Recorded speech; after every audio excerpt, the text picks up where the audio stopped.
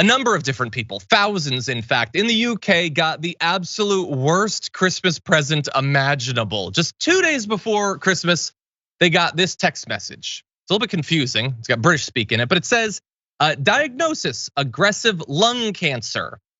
And by the way, if you click on the link or whatever, it's to a thing for people like to plan their end of life care.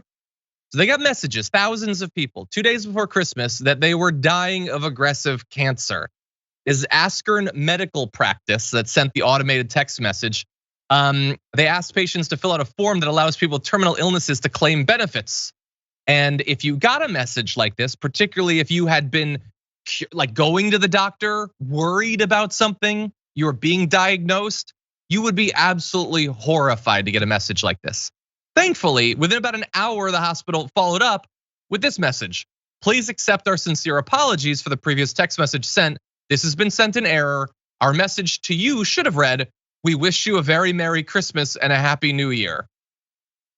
It was probably a typo that resulted in the second one.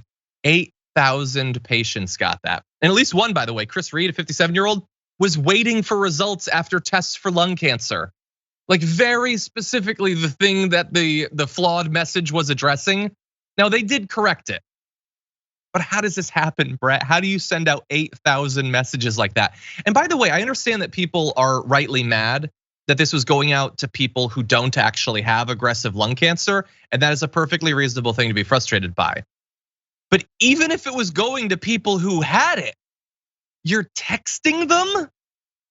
That's how you're letting them know that the diagnosis is that they're soon to die? I feel like that merits a phone call. Brett, what do you think?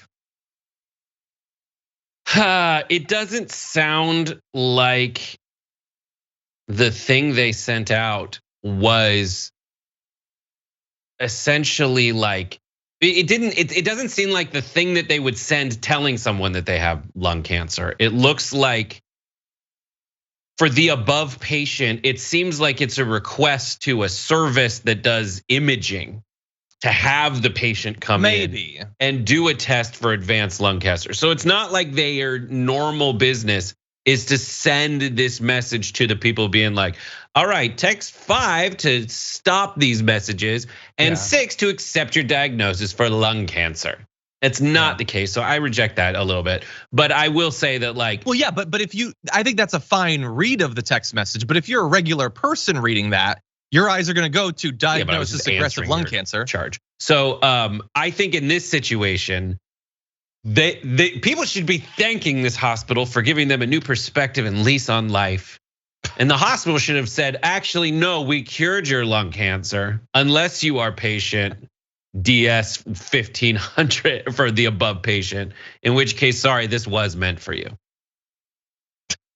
I think that might get some more people angry. Anyway, yeah, it's just such a mix up. Really fast, which is the worst mistake to make?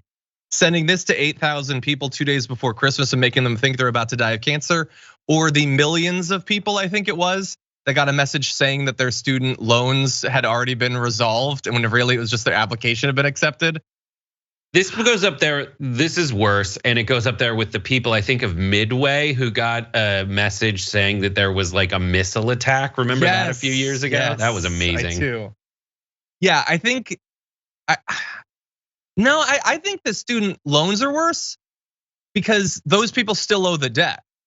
Like these people don't have aggressive lung cancer. They're both bad. They're both bad. Anyway, so hope and despair versus despair and then happiness. Got it. And then so happiness, ending on despair is worse.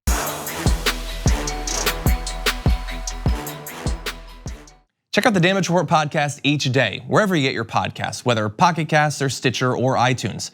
You can join me as I give you the news and stories you want, with a range of co-hosts and interview guests jumping in on the fun each day. Again, that's the Damage Report, wherever you get your podcasts. And if you get them at iTunes, don't forget to rate and review. Sometimes I'll read them live on the show.